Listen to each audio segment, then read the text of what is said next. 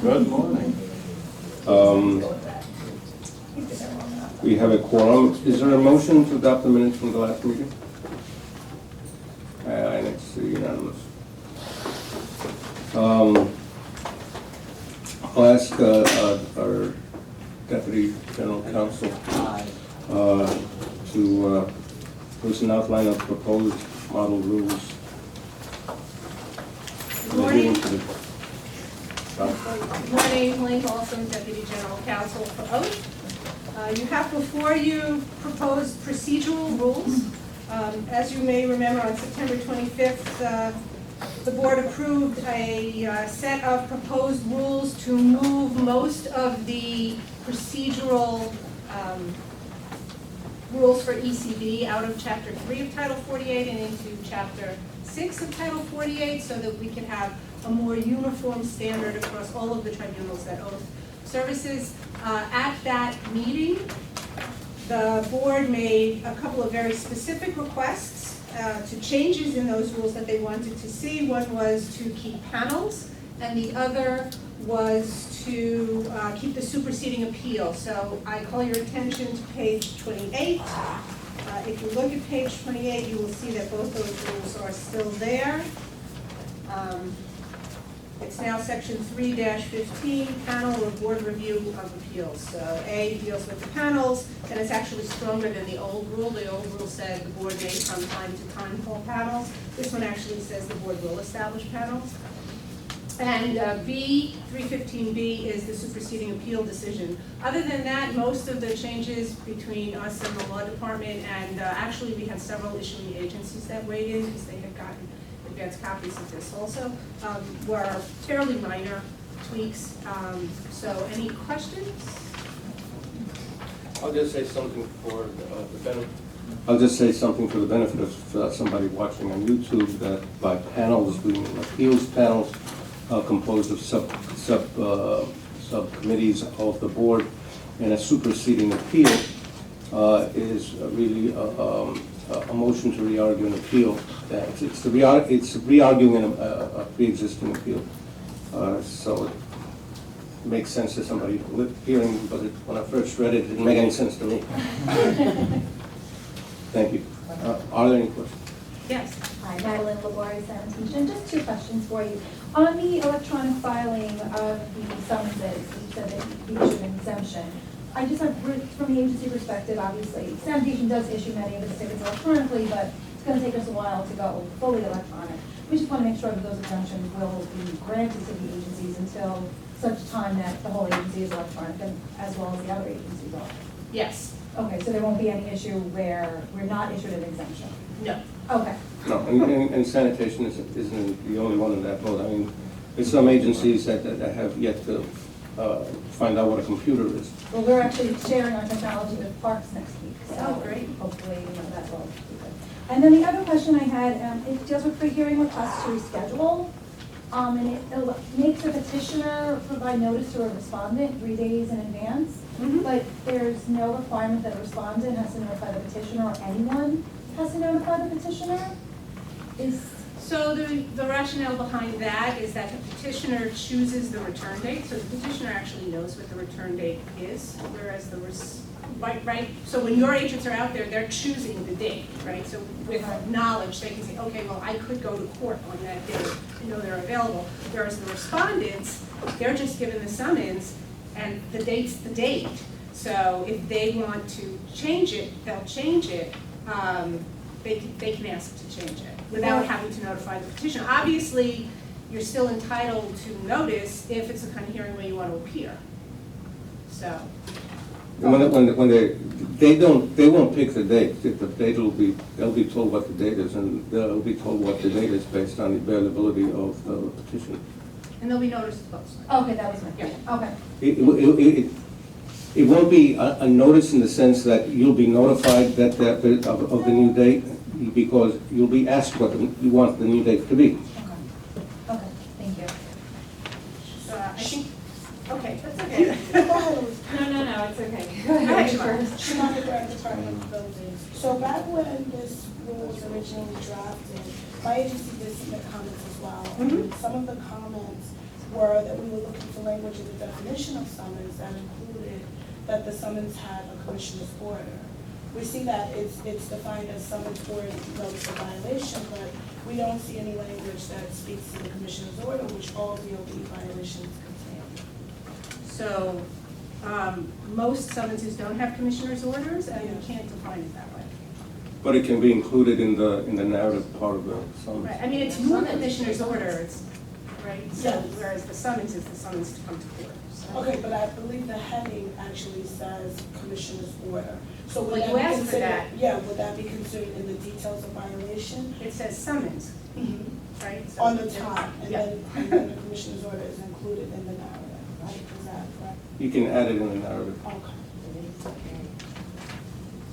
So, In effect, in the narrative, you can include a thing that says there is a commissioner's order, blah, blah, blah, blah.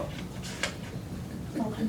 So, As long as the respondents are notice of its existence, that's the that concept. commissioner's order exists and it's included in the summons. Okay. So the other thing that we did have some concern about was the appearances of our representatives. Mhm. And we asked that if a representative is in another hearing, that they not be considered not present, and we were looking for language here that stated that, and I don't see any. You know, I think that happens on both sides, not on Okay. petitioners So and as long as we're- respondents. You know, there are some things that don't need to be Yes, rules, I right? There are other things, you know, there are protocols, there are, Mhm. it's a reasonableness standard. Okay. So that's, I just think that's something that we don't have to Okay. codify. But provided that we're in the tribunal, then we will be considered present. That's the concern. And as long as that's the case. I'm not then- out. But for the most part, you are considered Mhm. present, and it works both sides, so I Just- want to get. it- Let's just, Amy Slivka. Oh, I'm sorry, for the Amy Slivka. recording. I'm not going to get into the details, most of the petitioning agencies know how it works, and the same way, if a respondent sends one representative and they have over 100 cases, they're present, but they might not be present for all Okay. 100. Same thing on your side, if you don't send enough representatives, the fact that you're here doesn't necessarily mean you're here. And as all the agencies know, we work with both the agencies and the respondents to get to the cases. Okay. And just so people are aware, I don't think it's happening right now, but it has happened in the past where some agencies have been rather abusive of the fact that they want somebody at every hearing, and they schedule a ton of hearings on the same day at the same time, and don't send adequate representation. And the result is you may have somebody who shows up at 8:30 in the morning because the summons says 8:30 in the morning, they're still there at 2 o'clock in the afternoon. If that kind of abuse is perceived, we will be dismissing summonses all over the landscape. Because we're not gonna torture people because they want to contest the summons. I think a lot, just to comment on that, many of the agencies are just stretched with resources and providing, like you said, having enough people to do all the cases. There's no way to have enough representation for every single summons if they all decided to show up in one day, but I do understand your point. So I have one other thing. and it's- If an agency has a problem with that, Well, we can please start let, them out. well, also let me know, because you can go and beat up OMB. One of And my, you can get me some more staff, I will. yeah. Yeah. So, It's one of my favorite pastimes. So, one of the other issues, I had a few issues with this, let me just say that, and again, just to put out there, my agency supports the reorg and everything that you're doing here, but I needed clarity, and so did my commissioner. So, regarding the remote appearances, we have MOUs for that, that basically where the agency has agreed upon certain codes and things of that sort. So, one of the things we're concerned about is if the way it's worded is that if ECB, or rather OATH, I'm so sorry, if you have it available, then the respondent can have a remote hearing. Now, is that limited to when the agency is present in your tribunal? For us, it appears that you will have the ability to allow this hearing, and we need to make sure, one, that we're there, and then two, that it's, on the right day and all of those things. And what does that mean for the MOUs that we already have in place? So the MOUs control when remote adjudication is available, because Okay. that's an agreement between. But the way it's tribunal worded and the here, agency. it appears that OLF basically has the ability to say, okay, well, we'd like to allow this. So That the isn't our MOUs will intent. still be the underlying, as long as that's the case, then we're okay. And there are remote hearings where the agency is not present there. Like the Port Authority Police will be doing it from JFK. The hearing will takes place at Long Island City. The Port Authority police officer is testifying from JFK by video link, and potentially the respondent is testifying by video link too. It's Captain Kirk, eat your heart out time. We can't wait to get there. But again, it was just a concern that it would be on the day that we are actually there or able to be there. Right. And controlled, underlying controlled by the MOU. Right. So the agency agrees to it. Right. Okay. We're already doing that with the Port Authority police, by the way. Okay. Kimberly's business. I had a few questions. One is section, in chapter 3, section 3-14, the claims of prior adjudication. What Is page? that page 20, well, really the Starts on subsection on page 27. 28.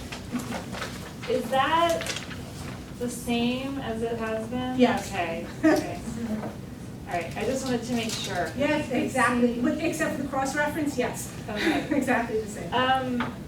On page 43, section 6-12, the evidence, Okay.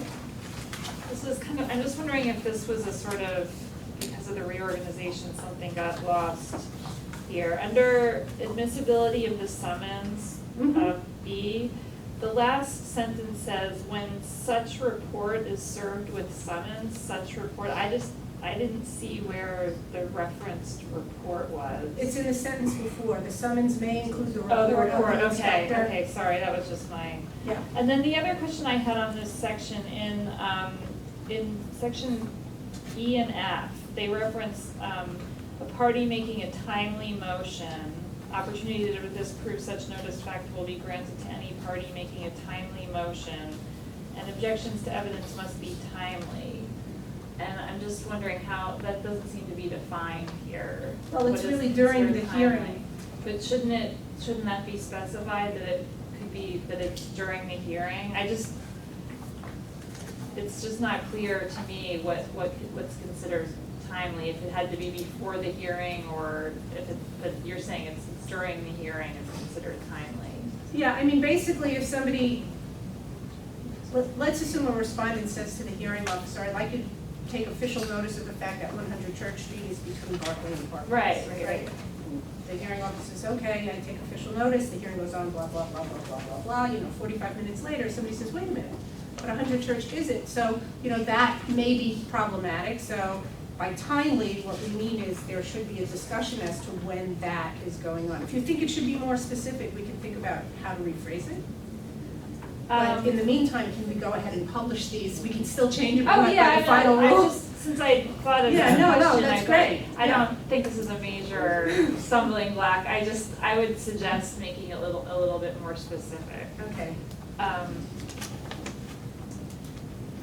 And on the following page, section 6-14, requests for adjournment.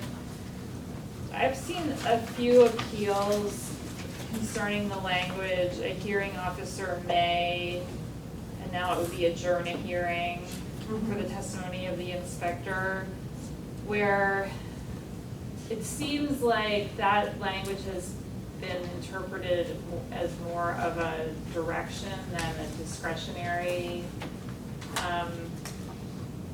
thing on offering the hearing officer complete discretion. The hearing officer doesn't have complete discretion. The whole point of this is that there are certain times where a hearing officer is not allowed to adjourn. I'm sorry, Association laws. complete discretion to not adjourn. Oh, So I've seen a few appeals where the finding is that the hearing officer improperly did not grant the adjournment. So I'm just, and it seemed like the language is almost being interpreted as, a direction that they should grant an adjournment under these circumstances. So I'm just wondering if that is the, No, this rule says when a hearing officer can't adjourn. can't, I Right. understand. So that aside, there are certain instances where they probably should have and didn't, and somebody appeals on that basis. For example, it's the first time on, there's a factual issue, a petitioner representative is there and says, we'd like to adjourn for our inspector. Right, And the hearing officer says, no. right. So the way this is So- written, plain language suggests that the hearing officer has discretion to just deny that request. There are certain circumstances where they can't grant the request, but the way this is written suggests that it, except I guess according to an arbitrary and capricious standard, that there's no direction that under these circumstances they should grant the request. But that does not seem to be the way that the rule is always being interpreted. I'm just wondering if we should clarify the rule to actually make it, offer less discretion to the hearing officer to deny the request.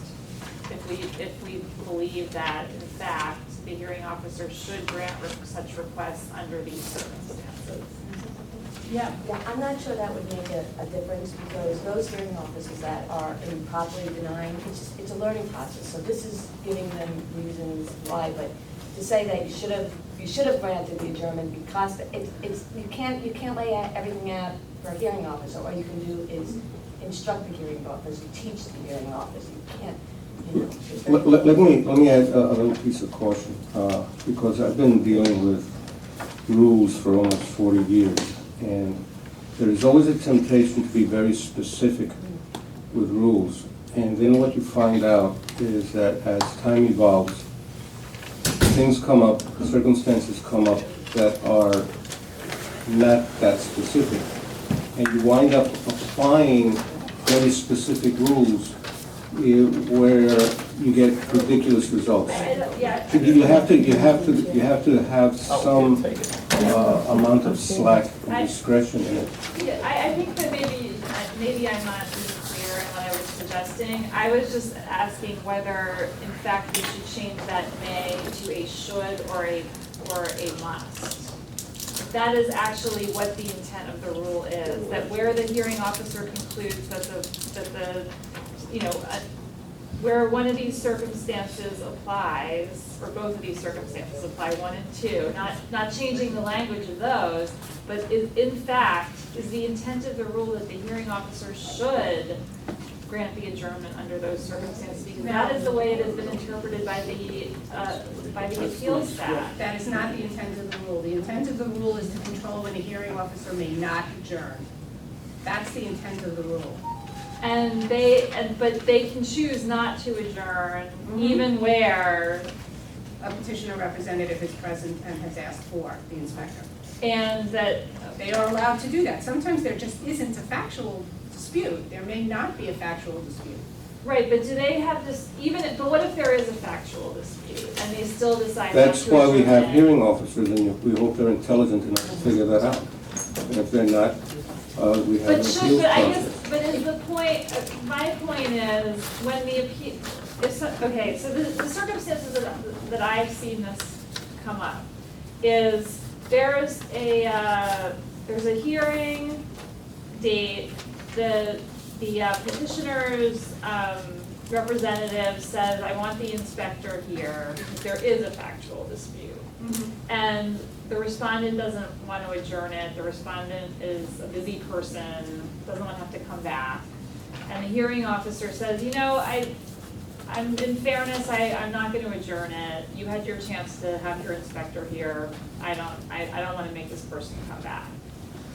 But there is a factual dispute. And then the petitioner appeals and says, we should have been granted the adjournment to present the inspector.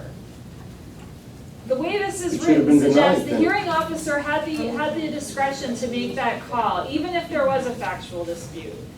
But I'm just wondering if in fact that's not the intent, that the intent is where there is a factual dispute and the petitioner has a representative there, the hearing officer in fact should adjourn it at the request of the petitioner.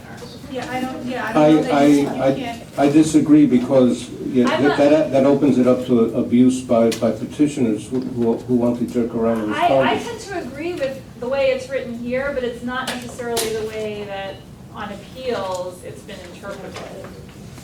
Because I think there have been appeals granted to petitioners on the basis of the hearing officer denying the adjournment because there was a factual dispute and a finding that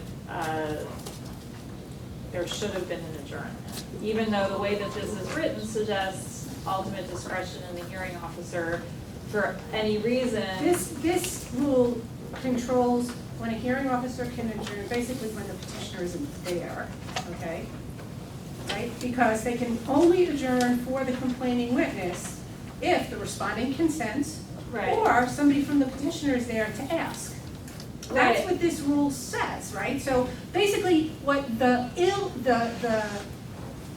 problem that it was trying to address at the time, and this goes back to when the charter was amended, the 2008 charter amendment, was that respondents were upset because petitioner could check a box on the summons that said petitioner to appear, and the respondent would come in Right. on the hearing date, at the date and time set for the hearing, and we would adjourn because the petitioner had checked the box petitioner to appear.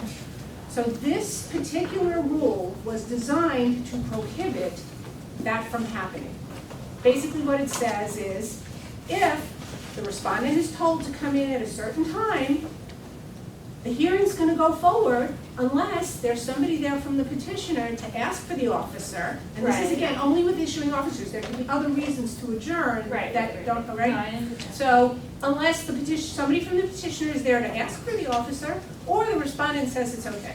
So that's the ill that it was designed to address, and I think it does that. I agree that Right. it does that. Okay, yes. it's not supposed to do anything else.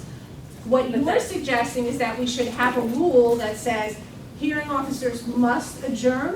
I don't am know not, that I I would am do that. actually not suggesting that. I like the way it's written now, because I think Okay. it's fair, because I think it gives the hearing officer discretion to not grant an adjournment, even if the petitioner, even if there's a petitioner's attorney there who asks for the adjournment, and even if they say there's a dispute of fact that the issuing officer could shed light on. Right. But the hearing officer, I believe, under this, the way it's written, has discretion to say, no, I don't wanna have to bring this person back for, $150 ticket.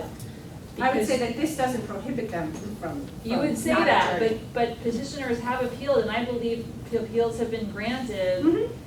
on the But basis sometimes that the they hearing should officer- have granted the adjournment, even But though that's not this rule. Right, and But they used this rule, they've used this rule. can I just add something? This is Tanya Richard, General. Tanya Richard, General Counsel, just to give you a little bit of perspective. For example, in the trials division, the rule on adjournments says that an adjournment will be granted for cause. Period, full stop. So what happens is that sometimes they're granted and sometimes they're not. That would be reviewed at some point, right? If somebody had an objection to whether or not it was granted, it was denied improvidently. Here, so I guess what I'm trying to say is that there are a couple of ways to fix due process. One is by rulemaking, to here, what Helene is explaining, is that this is to prevent some situations that we've seen. But the other piece of it is that the appeals fix the other side when they've been improvidently denied. So due process, the whole process that's provided here is taking what you're saying into account. It was fixed because the appeals caught the ones where they should have been granted. But you cannot legislate by rule, right, every situation. So I think that we're just trying to tell you that the hearing officers deserve the discretion, and then when they fall short, we have a way to fix it. I agree with that. What I'm raising is that in reviewing appeals decisions, I believe there's precedent, and Tom, maybe you can correct me. I believe that there is precedent interpreting this, using this rule to grant appeals for improper denial of adjournment. But that again depends on the facts of the appeal. So for example, if a case was adjourned 5 times for the inspector to appear, and then finally they said, the hearing officer said, I'm not adjourning again, you would not have reversed that on appeal and said petitioner had the right to have the inspector there. So it's fact-based. But I'm hearing two different things then. But I'm there's hearing also Helene another- say that this does not provide a basis for granting an appeal for a denial of an adjournment, but you seem to be saying that it does. There's Under another, certain there are currently other sections that the board. But I've just, this is the rule that I have seen brought up on appeal, and, okay. I don't know what to tell you, Elizabeth, I'm sorry. Okay, I feel like you've given me some clarity about what the proper interpretation is. I just don't know that that's what's been used in every appeal decision. Without actually looking at the appeals, I can't say Yeah. more. Okay, so I think Joe was next, then I'll get to you, Dan. Okay, Just Jo- stay, yeah. Joseph Gregory, Fire Department. With respect to page 45, where it says the inspector fails to timely appeal, just concerned as far as I know that in the past we've given the inspectors, actually both parties, the respondent and the inspector, a 2-hour window. So is that still going to hold true, or has that been, because we don't want it to be where they come in an hour later and it's like, oh, well, you weren't here at that particular time, inspector, so we just dismissed it. So that's what the concern is. Yeah, the original rule had a whole bunch of time standards, and to be perfectly honest, it was very difficult to interpret. So what we tried to do was pare this down to the bare bones of what was required under the charter. So the intent is to provide a reasonableness standard. So is 2 hours reasonable? I think it is, but I'm not gonna be the person that's standing there. I'm gonna make that call, so. Lieutenant. Dan Almano from the police department. Now, just to give another direction. The 2-hour window, is something created by rule? I thought that was. No, that's well, law, right? no, the former adjournment rule defined what's a timely appearance by the inspector. So it was 1 hour from when the case was ready to be called or something else. 2 hours from the time, schedule. right, from the scheduled time, Right. or an hour from when the case is ready to be called. So it kind of expanded and gave petitioners more time to get their people there, because if somebody clocked in and the 2-hour mark was approaching and the hearing officer then called the case, petitioner then had another hour, right? Because that's when the case was ready to be called. So we got So we could rid go of into that. more It wasn't time? required by the charter, so we got rid of that. Okay. So, and we left it open-ended in terms of what's gonna be timely, and again, as far as I'm concerned, it's a reasonableness standard. What's reasonable under the circumstances? Right now, those timeframes are not going to change, but I have to say that the goal is to eventually, every summons will be called within 30 minutes of the time that's on the summons. And if both sides are not ready to go, one side is going to lose. Is the 2-hour window the clock starts running when the summons is called? It starts to run from the time that the summons is scheduled. Right. And it doesn't get extended once it's called? So this That's part rule of the doesn't, run the clock. this rule doesn't prohibit an extension, right? Previously, there were all kinds of time limits. This rule is more flexible. 2 hours is kind of tight. I don't know what to tell you. Not if you're a respondent and you're sitting there all day for a summons. Shalom, Grant Department builders, but, you realize there's also the vice versa situation where the issuing officer is present at the time of the scheduled hearing, and the respondent does not appear. So I can say from my agency's perspective, a large concern is having the issuing officer present. From the time the hearing is scheduled, the respondent shows up, even if they show up at the 2-hour mark, now you have your inspector, or some of them don't show up for a while, now you have your inspector in court waiting for this respondent to appear. And so to me, there should be a, you know, it needs to be on both sides where the respondent has, and I didn't even look to compare, but where the respondent has the same responsibility to appear. Absolutely. Because this would be an adjournment, correct? Absolutely. Okay. The model is basically this. If I'm told I have to be in front of Judge Daniels in the Southern District at 11 o'clock, and I'm not there at 11 o'clock, I'm in deep trouble unless I send an ambulance report saying that I just got hit by a fire truck or something. No, you're a lawyer, that's different. I'm a lawyer, but the petitioners are on the professional side.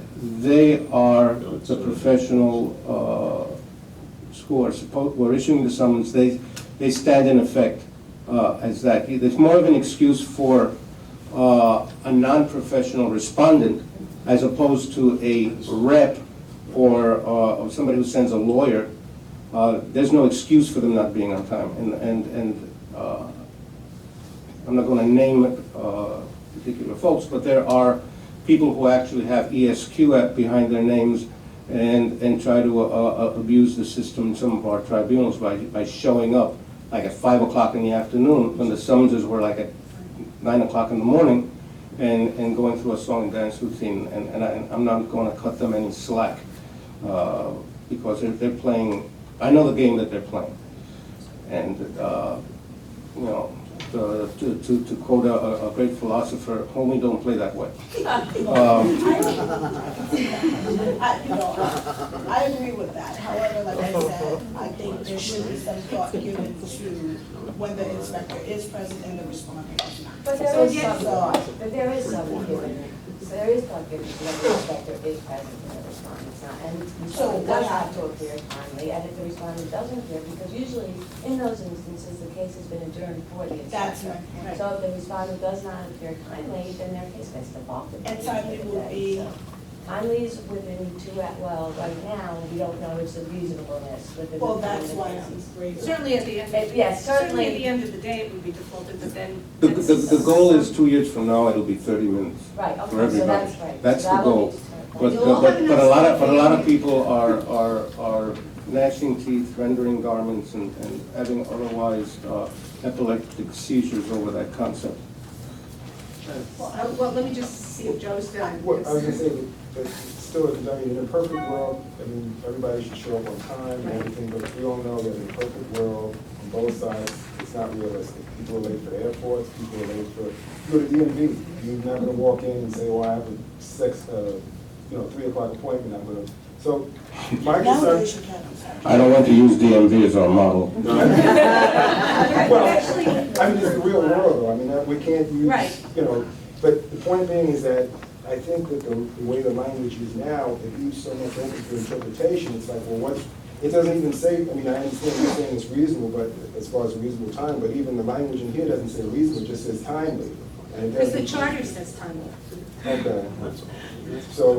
right? I mean, we kept as close to the charter, again, the idea was to make it as simple as possible, because I have to tell you, we've had CLE classes on the ECB adjournment rule, okay? A one-credit CLE class on the ECB adjournment rule. So the idea was to pare it down and make it as simple as possible within the confines of what the charter says, because that's the law. So that's why it's phrased this way. If you compare this to the charter, you'll see they're very, very close. And you have to have flexibility to account for realities like you alluded to, such as transit disruptions, blackouts, blizzards, weather, Or sandy. respondents who show up late Respondents who are in the chronically day, and late, the inspector has left, Right. the 2-hour window's Right. up. Family You have member to call them dies. back into court. Right. So I Love just that. want to make sure that, from a policy perspective, because this does leave room for that. Right. That will be addressed, because to wait for an entire day for a respondent, for our inspectors, is not feasible. And we may have to come back to the court when that respondent is available or ready, or decides to appear. So as long as from a policy place that's dealt with, then, I would say not only is it not feasible, it's totally inappropriate. yeah, and it happens. think Ernie was there. I just was gonna say, I mean, this is not reinventing the wheel here. The court system has gone through this debate about default times and things like that, and they left it up to each individual judge. For the most part, the judges were responsible, but there were some shirkers that made timely mean, you know, like 15 minutes, because that way they just dismissed all their cases where people didn't. You mean Judge Lowe? Pardon? You mean Judge Lowe?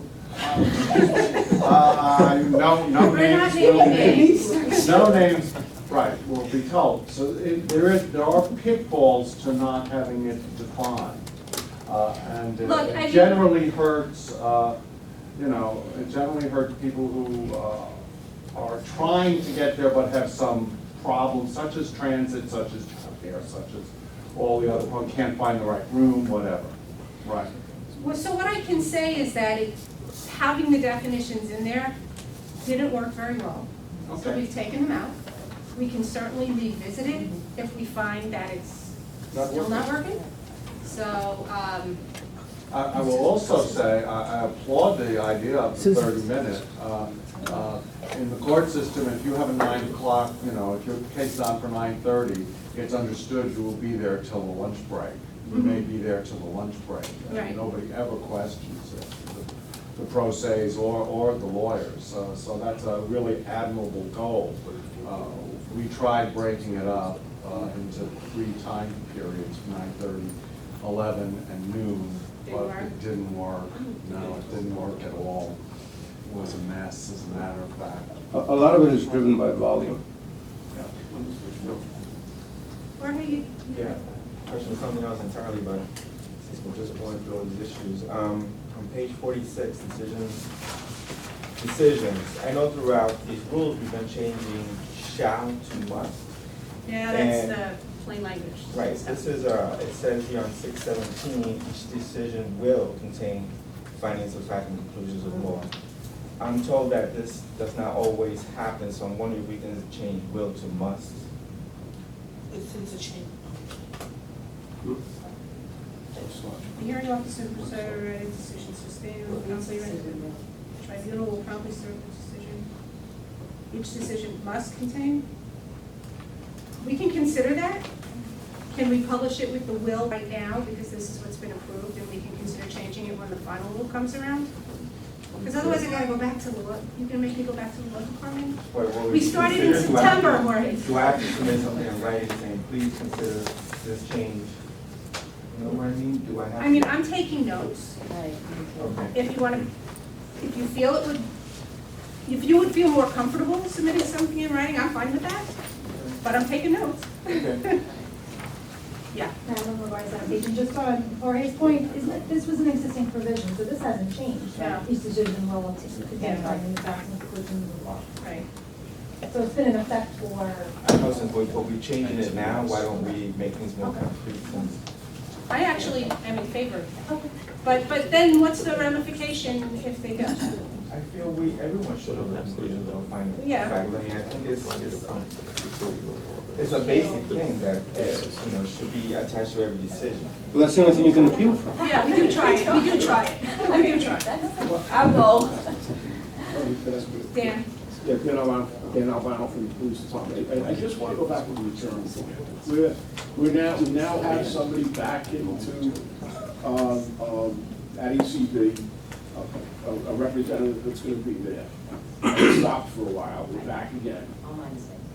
And if our representative asks for an adjournment, if there's an issue of fact, and the hearing officer agrees there's an issue of fact, Right. will we get an adjournment, or is it still up to the hearing officer's discretion? It's still up to the hearing officer's discretion to make that call as to whether or not there's an actual issue of fact. Okay. And there's also, If he agrees that there's an issue of fact, he will adjourn. there's also They the should, question yes. of whether or not And the whether or not it's petitioner the in first time advance knew that there was going to be an issue of fact. If they knew in advance that there was going to be an issue of fact, they should have come prepared. The rep's not going to know that. The rep's not going to know that. And the other issue is there are some things that we can amend on the NOV. Right. Can we adjourn to have the issuing officer come and make the amendment? Or do you? Well, why would you want to do that? Yeah, right. if you have a rep there, and why would you want to have your officer come to make the event, to ask for the Okay, so then the rep can make the amendment to an NOV that he didn't issue? To a section of law? Okay, so let me, wait. Yeah. Reps don't make amendments, So- right? Reps ask for amendments to be made, right? They make motions to amend. So yes, reps on both sides could theoretically move to amend, all right, although it's usually only petitioners. And yes, it routinely happens at other agencies where it's the rep and not the inspector. It depends what the amendment is. I mean, Right, and I if understand. it's fixing Right. a decimal point is one thing, if it's changing the allegation completely, that's a whole different animal. Understood, understood. Elizabeth, you had another point? Yes, also on page 45, still in the request for an adjournment section. C, a hearing officer need not adjourn a hearing on more than 2 occasions because of the unavailability of the inspector. Mhm. I think that's quite fair when the petitioner is requesting the adjournment. I'm just wondering about a respondent who's coming back and they want to cross-examine that inspector. And they show up once, the inspector's not there, they want the inspector there, there's an adjournment. The next time they come, they have no control over whether the inspector comes. The inspector's not there, they want to cross-examine that inspector. Why can't the hearing officer grant another adjournment? But that's a request by the respondent, not the petitioner. But this just says a hearing officer may not adjourn. It doesn't say at the request of a petitioner. It says may not adjourn on more than 2 occasions. Because at some point a hearing has to go forward, and if it's already been adjourned twice, it should go forward on the 3rd day, regardless of whether or not the officer appeared or not. And the scenario that this addresses is the rep who comes in and keeps adjourning for the inspector, the respondent rep who keeps adjourning for the inspector or for another reason or whatever, because they don't want to pay, or their clients don't want to pay.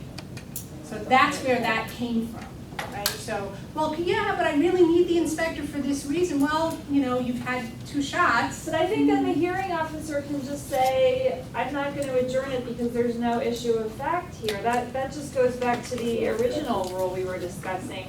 I don't know why there is a blanket rule that they can't adjourn at another time if there is an issue of fact and the respondent wants to cross-examine that inspector and they have no control over whether that person is there or not. So I think there is a situation where an adjournment could properly be granted, because for the respondent to be able to cross-examine somebody, they say, they dispute what, the summons is being offered as the case of as all of the evidence in the case, and the person says that's not true. And That is not true. I want to petitioner's cross. already had 2 shots at bringing in the inspector, and The the inspector petitioner hasn't did. showed up, right? Right, but the respondent is the person saying, that did not happen. And Okay. I want to cross-examine that person because you're going to accept what they say it's face value as sworn testimony. I want to have the opportunity to cross-examine them. And the petitioner is not bringing in the inspector. Right.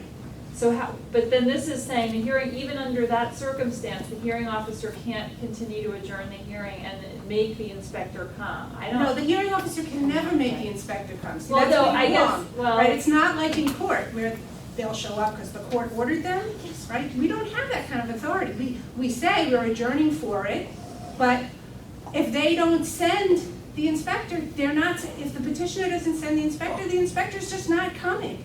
So how many times are you gonna make the respondent come back Okay. where the petitioner just isn't sending the inspector, and maybe the inspector's left, maybe, petitioners will make those determinations. They're saying, it's not worth our while to take our inspector off the street, so we're just not sending that person. We wanna rest on our papers, we have a right to rest on our papers. How many times are you gonna make the respondent come back in that situation? So you're basically saying the respondent does not have the right to cross-examine the person who's sworn testimony? No, I'm hearsay saying that the testimony. respondent has a right to ask for it.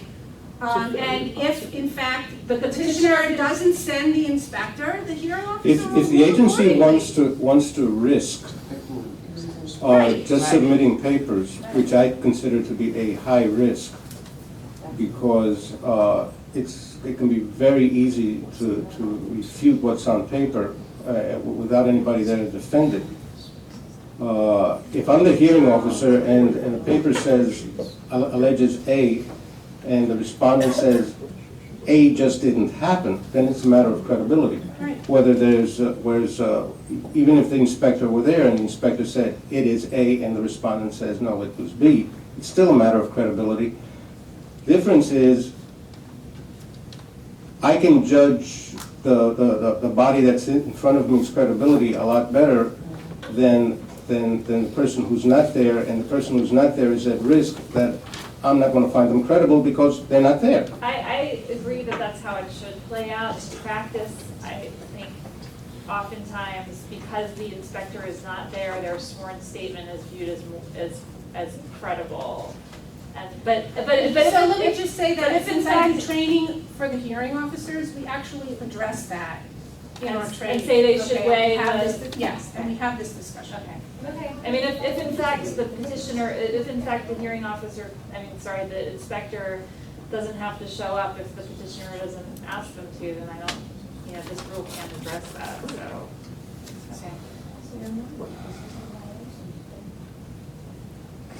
Mr. I Gregory? know Russ had his hand up. Yeah, no, And he hasn't spoken yet, Russell so I'll Community get back to you. DEP. So just that scenario that we were just discussing. If it's adjourned twice for the officer, Mhm. and on the third day, the respondent says, I want a third adjournment for the officer to come in, the judge would not be allowed to grant that, even That's if it was correct. the respondent's request. That's correct. That was the issue that I was raising. That's correct. Yeah. But it doesn't matter, if the petitioner is not going to put forward the inspector anyway, you're right, there's no point in adjourning it further. And that happens. I can tell you from my experience as a hearing officer. I gotta go to Joe and then I'll come back. Well, actually, excuse me, waiting for one, but. He yields the floor. Ernie Cavallo, citizen member, when you do the training, do you tell or suggest that they take a negative inference from the lack of appearance after two times? We talk about the concept and that they can do that. I'm not in a position to tell them what to do. They're supposed to be independent. So I can't stand there and say, you should take a negative inference. I'm not gonna do that, No, right? I understand that. I just want to know what the parameters are, because I think the incentive would be not to send the officers there, because especially if the respondent wants it. The respondents may be crazy to want them, because, the officer will come in and say, this is what I saw, this is what I wrote, blah, blah, blah, blah, blah. They have some other idea, but they have a sense that they have not gotten justice if they have not had their request fulfilled. And if they're willing to come back, and this is, the purpose of this is so that a respondent doesn't have to come back more than 2 times, and somebody wants to come back, why shouldn't they be allowed to come back? It's futile. Because petitioner's not producing their inspector. At So, some right, point, you're wasting everybody's time and we have to resolve these issues. Some of these are serious issues, so there's a delay tactic that the high volume That's- representatives that would use be all true. the time. Like this. So, and that's, as Maureen said initially, that's what this was, And the whole adjournment. the high volume representatives are not in the position of Mrs. Smith, who's the 87-year-old homeowner in Queens, who is responding to a sanitation summons. We're talking about people who are making millions of dollars a year, representing businesses throughout the city, and they play a lot of games. Well, I'm worried about Mrs. Smith, because I'm a citizen representative, let's put it that way.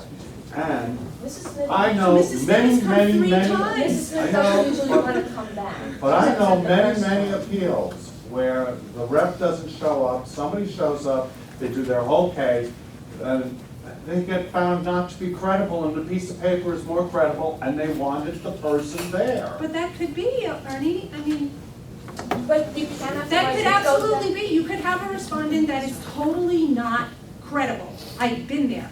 I'm sure you've been there I've too. been there.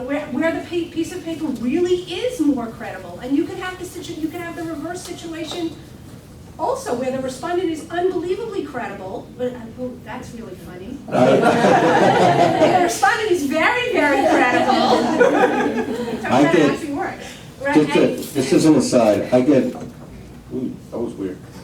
I get to see all of the 311, either online or phone call inquiries and complaints that relate to the tribunals. It is not at all uncommon for me to get a complaint saying the hearing officer is corrupt, or the inspector is corrupt, or the world is corrupt, because I got a summons for, say, a dirty sidewalk, and I was found guilty because the sidewalk was dirty and I wasn't the person who dirtied the sidewalk.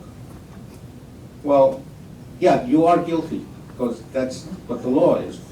But they will absolutely sincerely believe that to the core of their soul that they weren't guilty. And you see that time and time again. What they're actually disputing is the existence of the law in the first place. But that's not what our business is about. I mean, we interpret the existing law. If you got a problem with what the law says, go talk to your councilman and get it changed. You're going to have a lot of that, and you're going to have that a lot, particularly with people who are not, I hate to say it, but they're not sophisticated as to the reality of the world or their own legal responsibilities. There's a lot of folks, for example, who get into businesses who are, to say the least, naive as to what their legal responsibilities are. They understand that they might have to get an accountant, but they won't get a lawyer to do a closing, and totally are oblivious to the fact that they open up a business and they have particular responsibilities that have to do with buildings department, with the health department, with DOT, fire, and all of these other codes that relate to public safety and public health that have evolved over the last 300 years in the city. And they wind up shocked when they find out that, I have to have the fish sitting on ice. Well, that doesn't make any sense to me. That's not fair. Why should I have to do that? Well, a bunch of people died once upon a time because they got food poisoning, that's why. But you run into this constantly. I should share some of the, what I would call crazy emails I get sometimes about that kind of stuff. And we respond to all of them, basically saying, that's the law or whatever, and like that. Not everybody's going to walk away happy. As a judge once said, if at least 50, if everybody walks out of my courtroom unhappy, that means I did my job. Call a vote, maybe?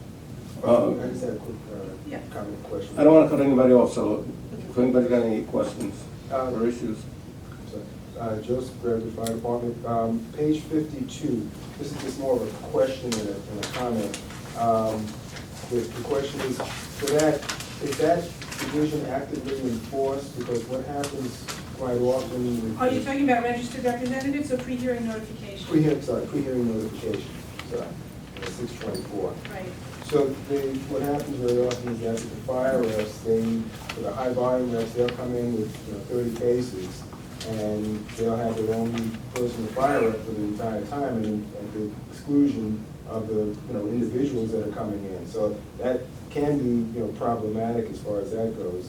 So that I just wanted to comment as far as that's actively enforced, that provision, and that's fine. But also that... Well, remember that this provision just says they can't appear on more than 15 unless they fax us a list.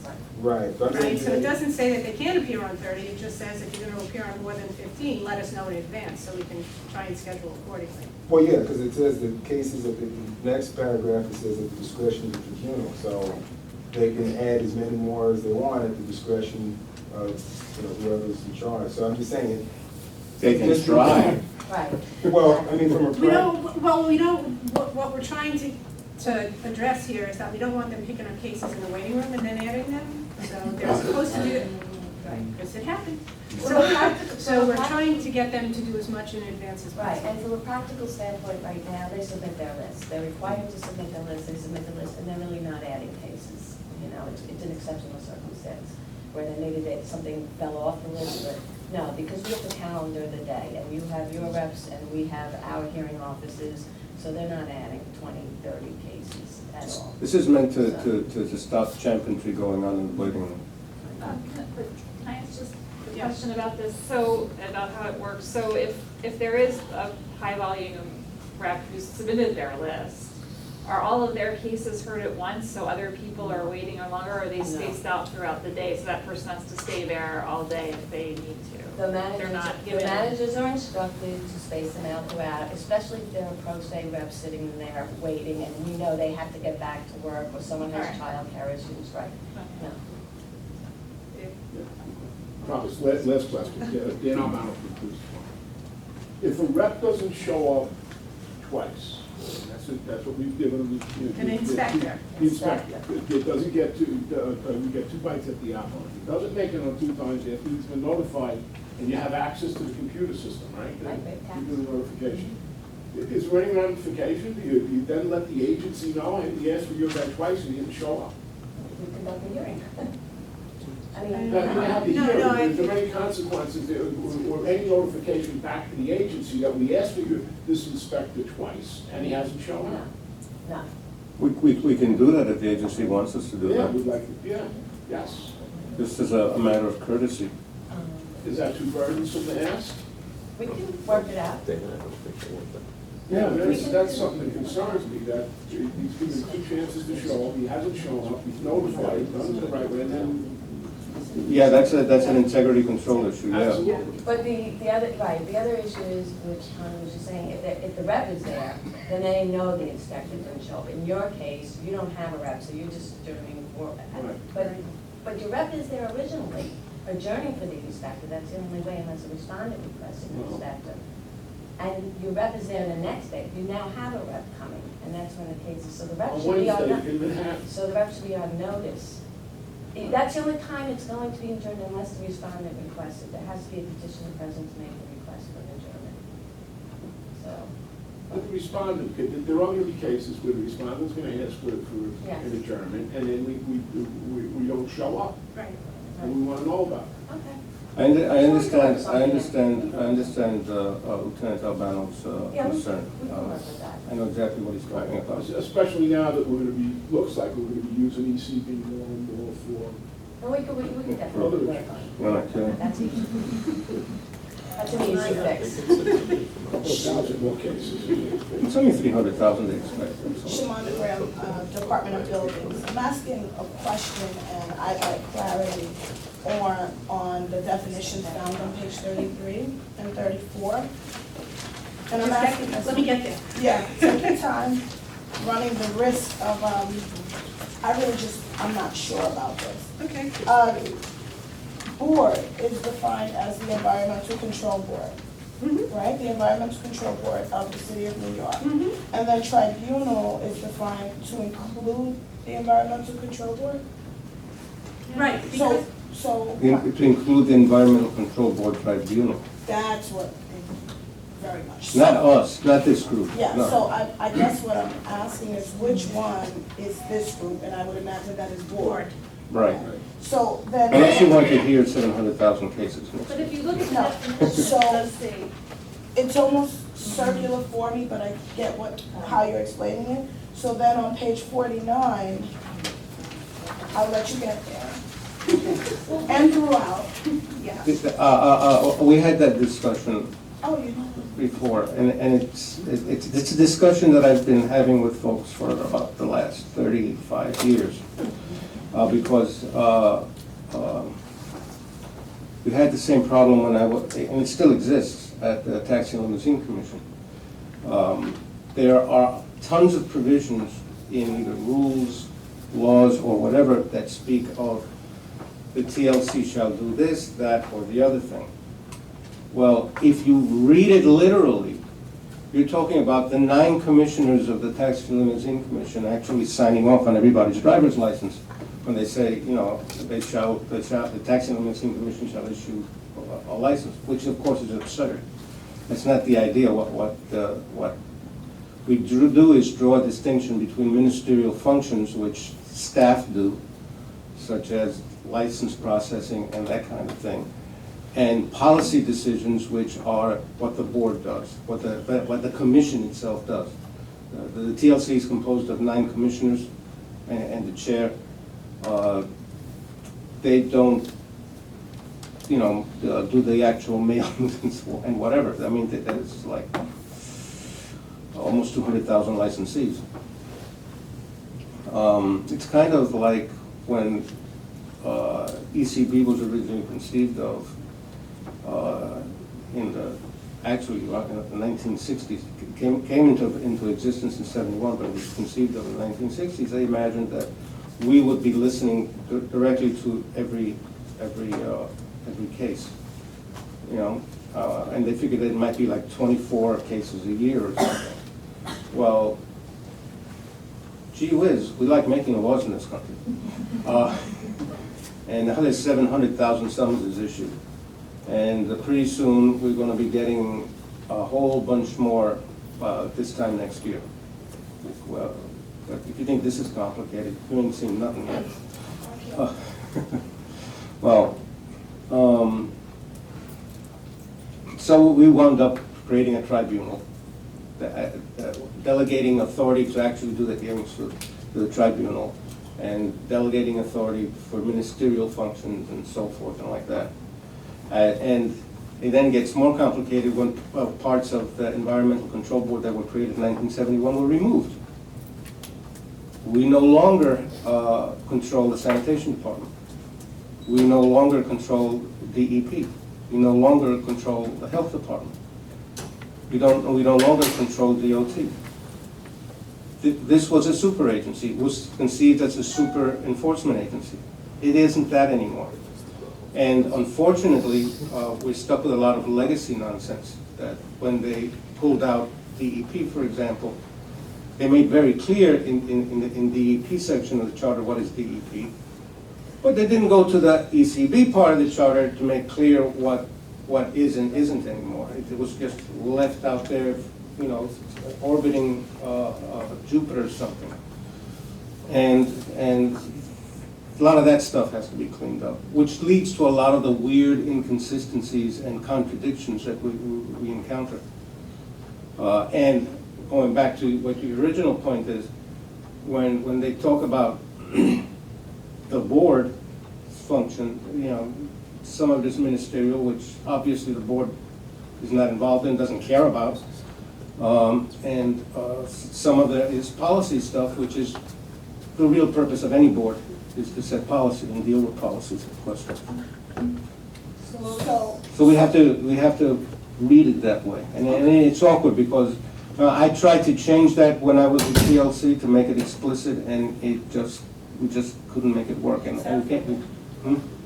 You find that language everywhere. Yeah. Throughout the charter, you would have to go through each agency section of the charter and to fix it. But my question is on page 49, where it talks about appeals decision, subsection 3, it says summons is returned to the board pursuant to 1049A, which I would understand to be the tribunal.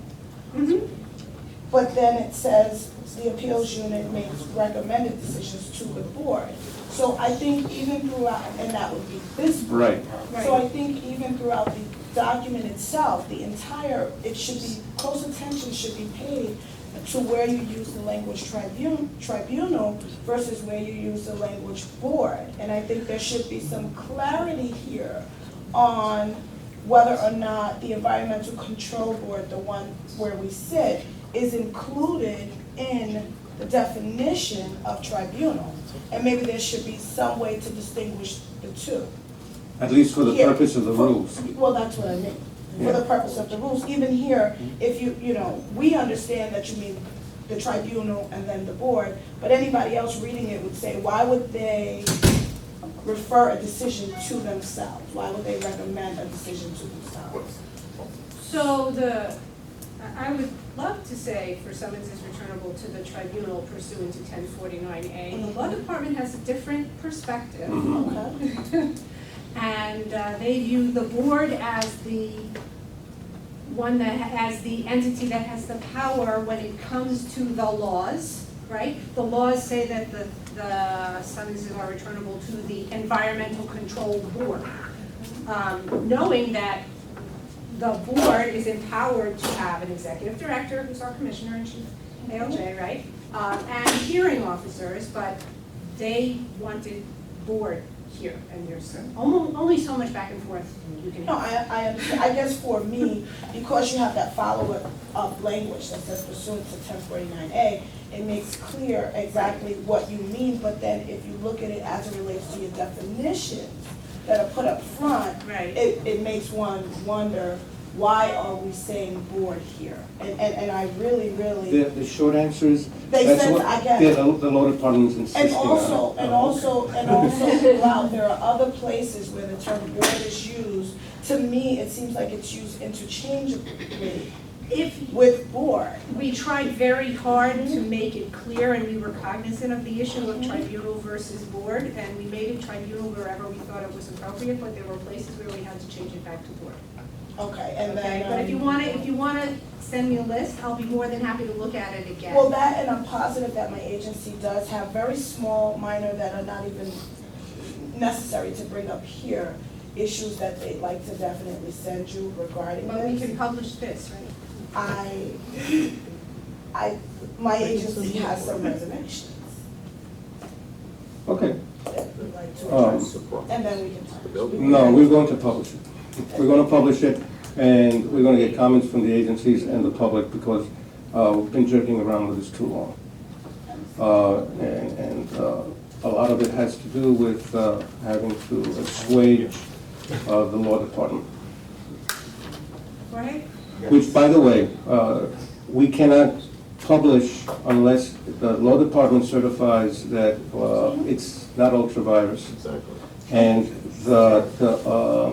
And the Mayor's Office of Operations certifies that it is in English.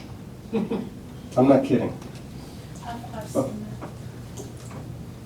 Yes, Jorge Martinez, I have a question regarding consolidation of cases on page 38. Sure. Subsection B. It says here, in the interest of convenient expedition, blah, blah, blah, determination of cases involving the same or similar issues or the same parties. I'm wondering whether or should be changed to and. Not necessarily. No? No, let's say you have violations that are issued to contractors and building owners. You might want to have a public hearing together. Or and or? And slash or. Well, or grammatically means and or. It's, you know, I took grammar when I was in grammar school, and the conjunction and disjunction are not necessarily mutually exclusive when it's an or. Just like, although it's politically correct to say him or her, when I learned grammar, we knew that in the context of a document, if it says him, it means him or her.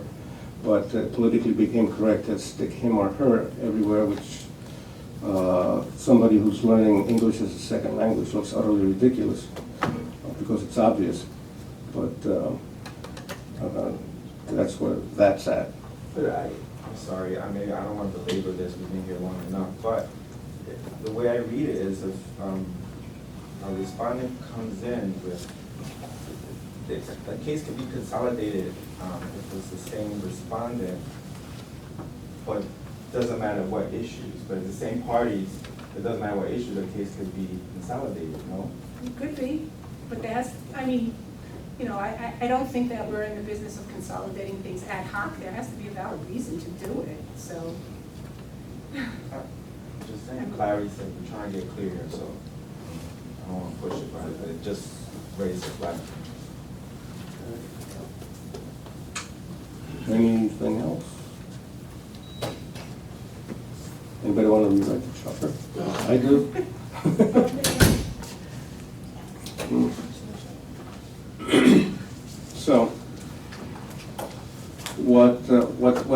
proposed is that we publish for comments to the public this draft, and it is a draft, and conduct a hearing and accept comments from the public and anyone else for that matter as to any items in here. The process, and I'm doing this mostly for the benefit of the video, the process involves during the process or at the conclusion of the process, in response to any of the comments that are submitted, if there are any changes made that are non-substantive, then there's a final version of the rules that the board will vote on, and either up or down. If as a result of the vetting process, the comment process, it's believed that there should be substantive changes, then we start all over again. The rules are published again as though they were new. There's a new comment period and a new hearing, and then there is any changes or non-changes, and the board votes. That theoretically can go on in perpetuity, but in reality, it doesn't go on in perpetuity. Given that, I'm moving that we publish the draft and continue the process of accepting comments from whomever is interested in making comments, and we then evaluate them and have a hearing, a public hearing, where people who do not want to submit their comments in writing can come in person and yell and rant and rave or whatever they like to do at public hearings. And we get a report on it. Anybody here, of course, is welcome to sit in at the public hearing and listen to the testimony or question the witnesses when we have a date.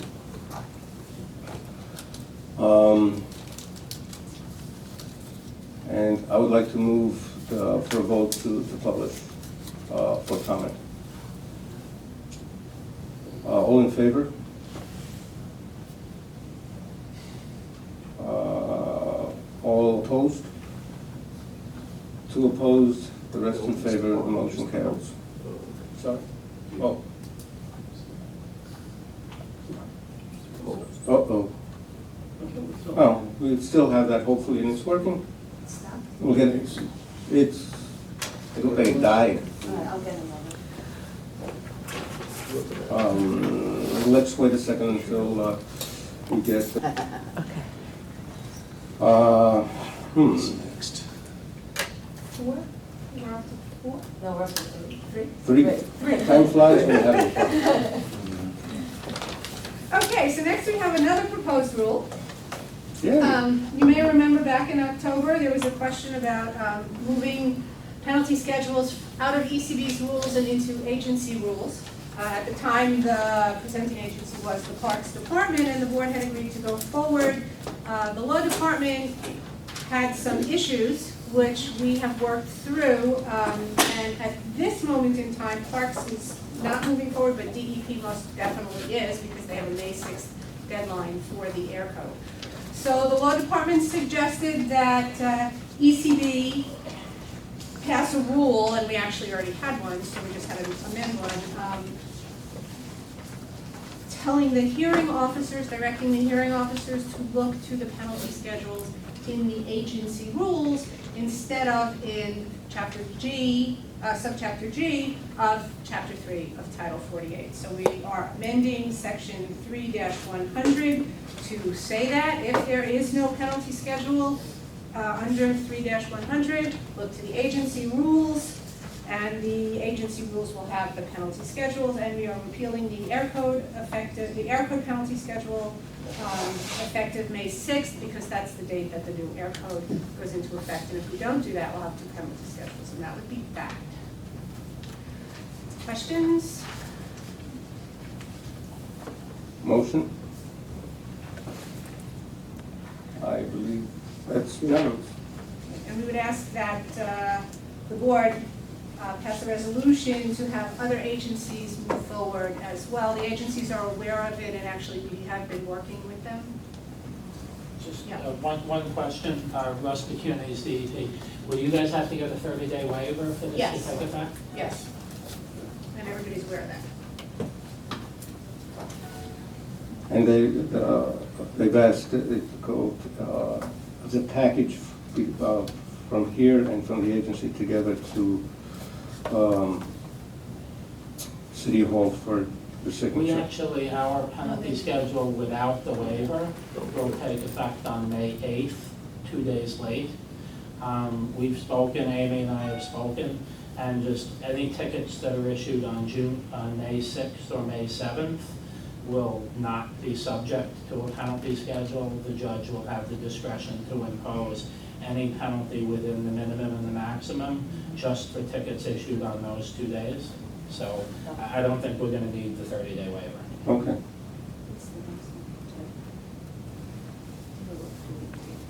All right.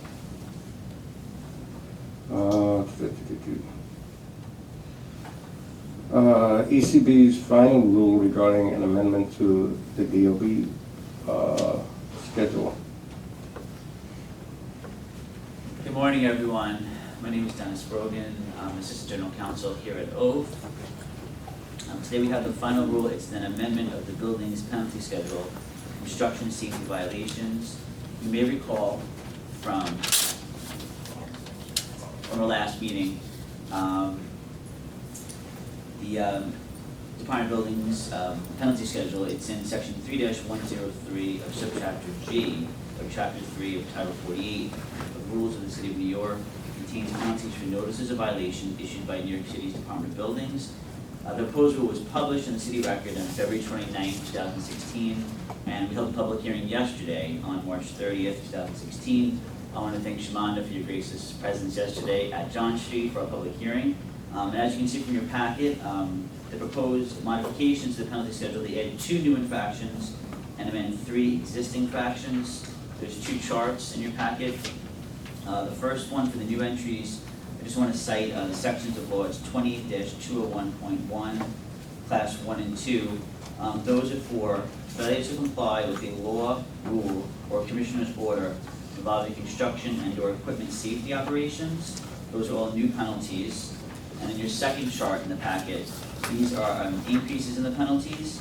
In the Administrative Code, section BC 3301.2, class 1, and 3316.2, class 2. There's class 1 and 2 for 3301.2. This is for inadequate safety measures, operation of crane, derrick, hoisting equipment in unsafe manner, and respectively, the class 1 and 2s for 331.2 is failure to safeguard all persons and property affected by construction operations, and you can see those are the increased penalties that are underlined. So at this time, I'd like to ask for a vote on the final rule. Before we take the vote, Any questions? are there any questions? I'd like to add that if, mostly for the benefit of somebody writing their PhD dissertation, reviewing this 150 years from now, or 40 years from now, who sees some sort of inconsistency in how we're proceeding with this item as opposed to the previous item, it's because this particular item has to do with life and death issues that were brought to light from a recent tragic crane accident. And for reasons of expediency in processing the rule changes and penalty changes, we're moving in this framework right now. That may be modified or altered as we progress, but right now we need this like right now. And we're waiving, the mayor has been asked to will be certifying that today and sending it over to the mayor's office to waive the 30-day period for the rule to take into effect. That has to be based on a certification by the buildings department and by me and endorsed by the mayor. And I'll be going to City Hall probably this afternoon. That's why we're doing it the way we're doing it. Is there a motion to adopt the rule? And it is unanimous with one abstention. Thank you. I still guess you're probably in favor. Yeah. I don't know why. Just a wild guess.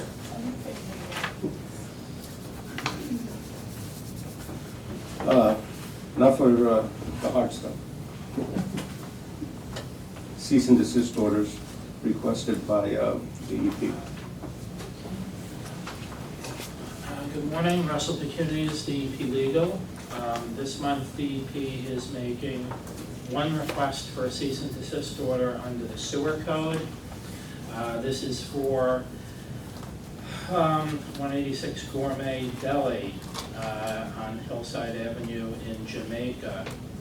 This location has been issued a series of violations and commissioner's orders directing them to install and maintain an appropriate grease interceptor for their sink. They have defaulted on all of the violations that have been issued, and they are still not in compliance due to their continuing disregard for the commissioner's orders that have been issued and their failure to appear in response to the violations that have been issued. DEP is asking the board to approve an order to cease and desist. Any questions? Is there a motion? It's unanimous with one abstention. The next one is under the air code. This is for Arzu Restaurant at 10105 Queens Boulevard in Forest Hills. This location has been cited on 3 occasions for the emission of smoke from the kitchen exhaust. They have stipulated to all 3 of the violations but have not corrected the condition. And due to the continuing failure to comply with the air code by eliminating the emission of smoke from the kitchen exhaust, DEP is asking the board to approve an order to cease and desist. Any questions?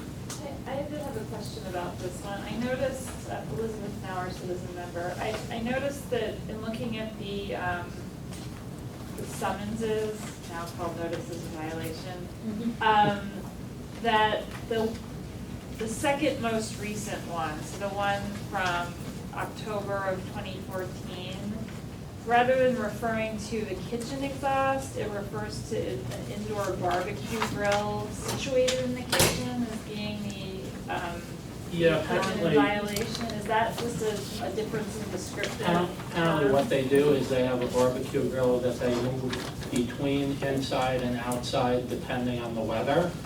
And when it's inside, it's going up the kitchen exhaust. So this was just it was just a difference in the way that the inspector described it. The actual It's stuff was- what's coming out of the kitchen. Okay. When the barbecue grill is kept indoors, it's being exhausted through the kitchen exhaust. Okay, so in terms of what would be sealed if it came to that? Would be the kitchen exhaust, not the grill. Because the grill, apparently, they wheel it inside and outside, depending on the weather. Yeah, I had asked them about that specifically, because the middle ticket, the equipment was described differently. And the measures that they would take to address the situation would be improving the filtration of their kitchen exhaust? Or just by using that This barbecue could be grill? corrected by, and I'm not sure of all of the ways that they cook in this restaurant. If the smoke is being caused specifically from the grill, they could stop using the grill. or they could install something on the kitchen exhaust to evade the smoke. How old is the oldest citation? What's that? But how old is the oldest, The tickets go back to, one ticket goes back to 14, and then actually 2 of the tickets are from 14. Then there were no violations detected in 15. A violation was issued again in January. I asked them if there were continuing complaints, and I was told that this one had come from City Hall. That there was a complaint that we were contacted through the mayor's office to so somebody sent a complaint to City Hall? act on this one. So, Is there a motion? I think it's unanimous with one exemption. Does this mean, though, that the summons is for the emissions? Am I correct? The violation is for the emissions. the violation is for the emission of smoke from the stack. Right. Yeah. So they move the grill to the sidewalk, and they're doing the same thing, but it's not coming out the stack. It's not illegal? The code is equipment-based, so it's the kitchen exhaust, it's the fan that's blowing the smoke out through the stack. That's the equipment that's causing the violation.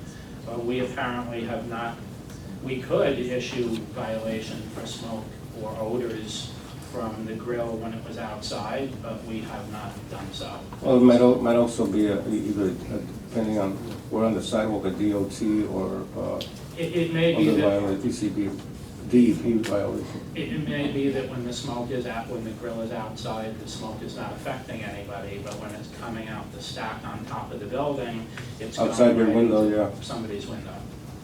Okay, just curious. The next one is a request under the noise code. This is for Chelsea 9th Pizza Corp. At 204 9th Avenue. At this location, the kitchen exhaust is being cited for noise, not for smoke. They've been cited 3 times since this past July. They have defaulted on all 3 of the violations, and based on the continuing failure to come into compliance, the department is asking that the board issue an order to cease and desist. Questions? Motion? It's unanimous with 1 abstention. And then finally, there are 28 requests for cease and desist orders relating to failure to comply with commissioner's orders directing the installation of backflow prevention devices. In each of these cases, a summons has been issued and adjudicated, finding the respondent in violation, and there is a continuing failure to comply by installing the required device, and therefore the department is asking the board to issue cease and desist orders. Question? Motion? It's unanimous with 1 abstention again. Thank you.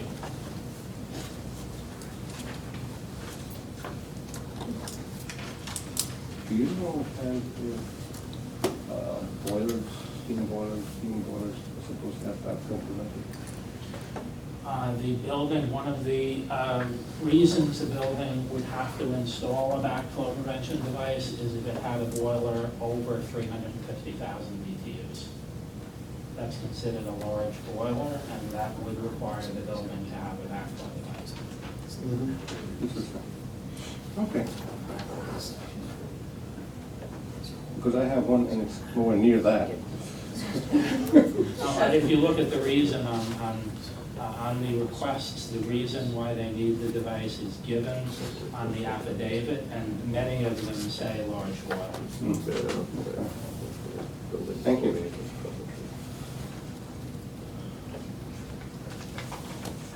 Okay. Good morning. I'm Kelly Corso, Assistant Director for Adjudication for Appropriate Hearings. We have 21 resealing reports to be for. We have 17 of those pertaining to backflow violations. In all of those cases, the hearing officers recommended no sealing or other action based on the respondent's evidence of compliance that was presented at the hearings.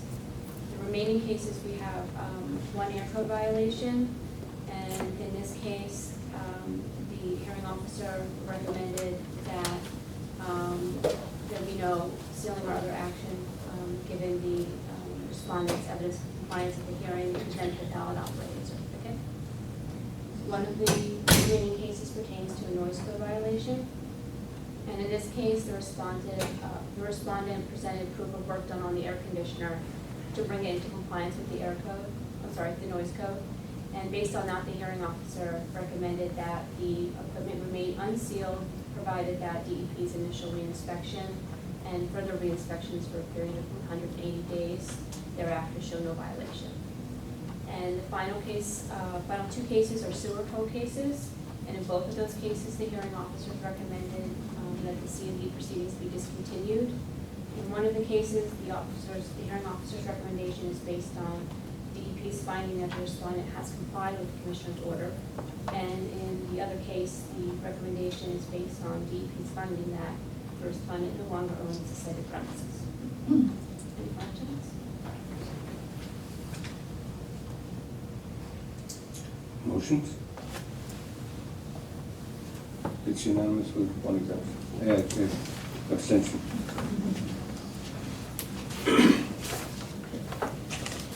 Is there a motion to adjourn to executive session to review? It's unanimous.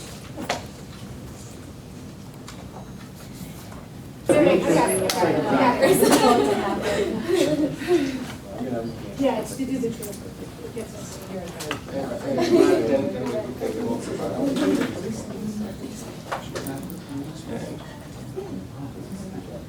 Even NASA with super redundancy and being super careful, we still have to shuttle crash. All right. After that commercial break, we're back.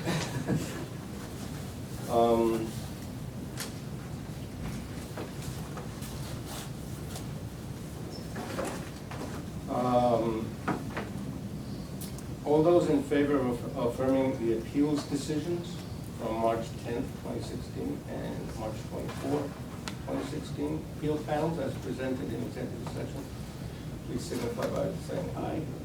The one, does that include what we just mentioned? No. I understand it's different, but does that, what we're voting on now include this particular case that we just? No. Those two No, are all the separate. others. Separate, I got you. Okay, I'm sorry. Was that unanimous? Yes. Okay. Now, regarding the two that went to more detailed discussion.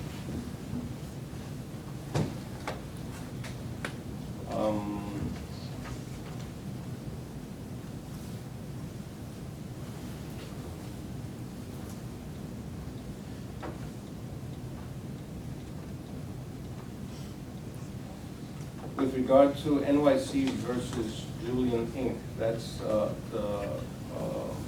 vacant gas station. Okay. Oh, GM. J-I-A-N. I'm not sure how I'm going to pronounce that.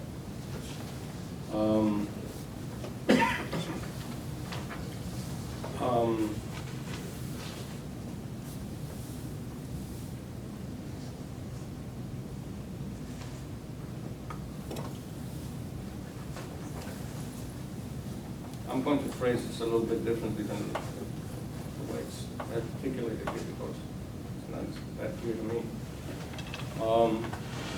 Those in favor of sustaining the violation, that is that the premises being a closed gas station would be considered a vacant lot. Say aye. That's 1, 2, 3, 4, 5, 6, 7. Those opposed? 2. The motion carries. And to abstain. And 1 abstention. Sanitation abstained.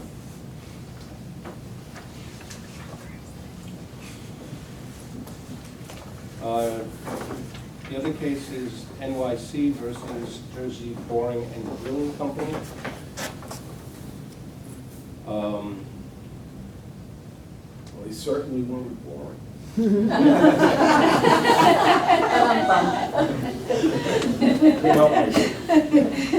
sorry.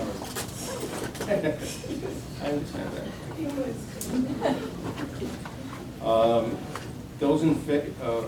Those in favor of sustaining the violation, finding no defense to the non-compliance charge, and holding that respondent was responsible for reviewing its permit and obtaining an amendment to correct any errors.